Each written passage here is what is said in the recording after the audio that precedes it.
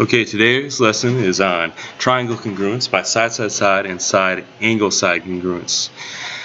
Our first question is how many unique triangles can be made with the given side lengths? What we see is that we're given two congruent side lengths here, two here, and two here. And I'll show you that they're congruent by placing them right on top of each other and showing you that they're going to be covered up. Now, to make the two triangles, I'm going to separate these. I'll put the blues to the right and then the blacks to the left. And we're going to connect these in a way that forms triangles. So,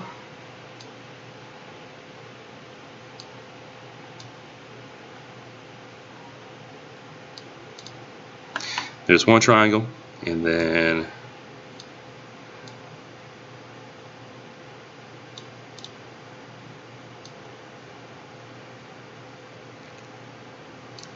there's the other, and they look exactly congruent, and I would prove it to you if I could with this software. Now, the side-side-side congruency postulate says that if three sides of one triangle are congruent to three sides of another triangle, then the two triangles are congruent to each other.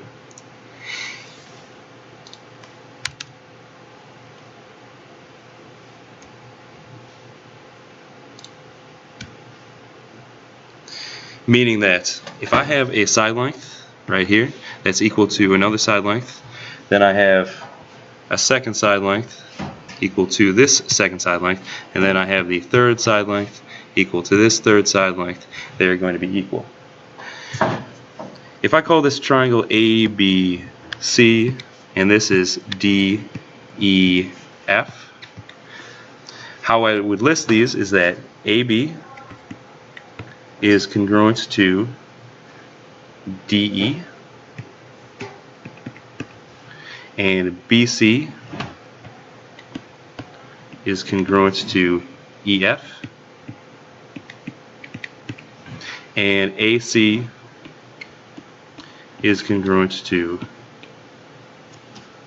DF.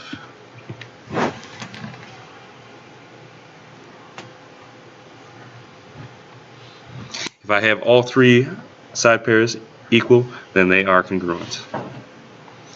Is there enough information to prove that the two triangles are congruent? If so, write the congruence statement and name the postulate you would use. Well, I've only shown you one, so we're going to see if they fit side, side, side. We have KL equal to MO.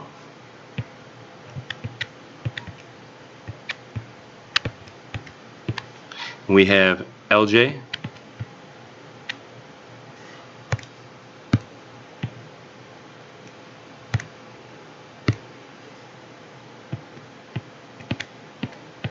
congruent to OM, and we have KJ congruent to MN.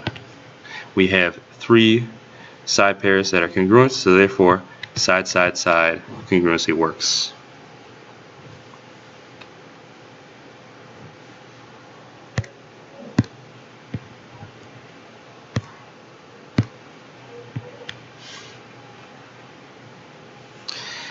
Down here we have HD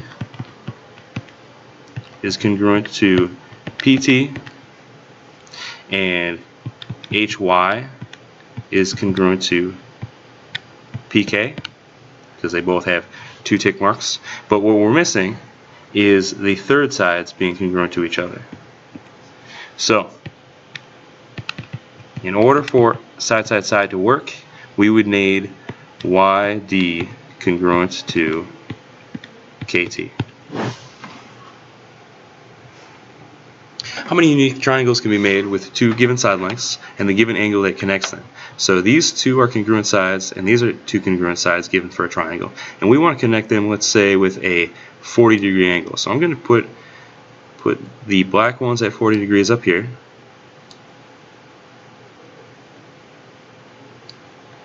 And the blue ones at 40 degrees down here.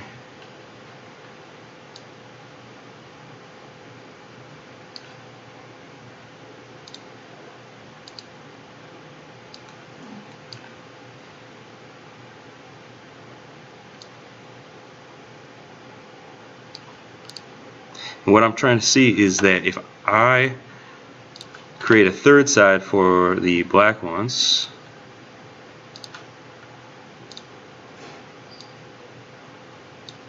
Will it be congruent to that third side for the blue ones?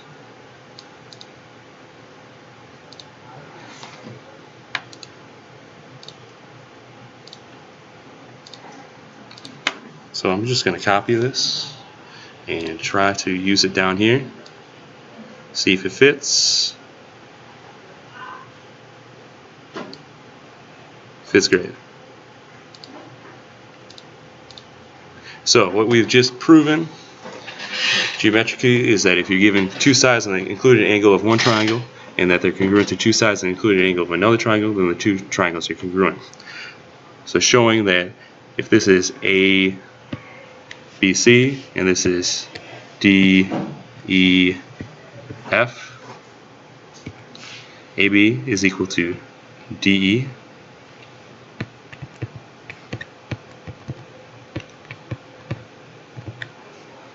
and then we were given that AC is congruent to DF,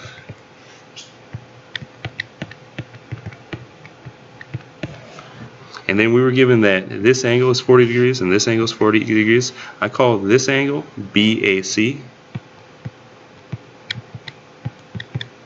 and this angle EDF. So therefore we have two sides that are congruent inside two side pairs and then one angle pair. This is the included angle. Good luck with homework. I'm going to help you with just one. It's a proof on the last page. We're given that FG is parallel to KL. Right away I'm looking at these as parallel lines, and that KF or FK is the transversal. So right away I can see that this angle and this angle are alternate interior angles and that they should be congruent. Also, these two triangles share a side, so FK is going to be equal to FK on both triangles. And then we're also given that FG is congruent to KL. So if I've given my statements and my reasons,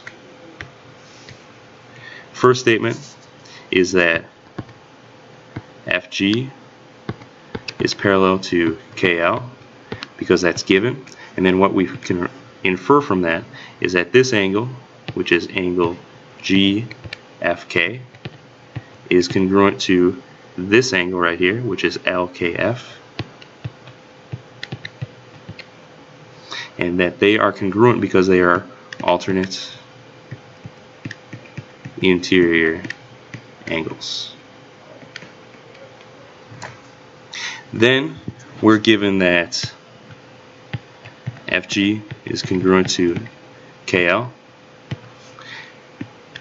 Easy given, so we have figured out. To the office, please. Saljenko, to the office. We have figured out a angle pair, and then also some side pairs, and then we're also good with FK is congruent to FK because it's shared by both triangles, and when we have something equal to itself, that is the reflexive property. So we're given the sides and the angle between. Sides, angle between. So therefore, triangle LKF is congruent to triangle GFK. I just wrote them a little bit different from what they wrote up there, and that is because of the side angle side congruency theorem. Good luck.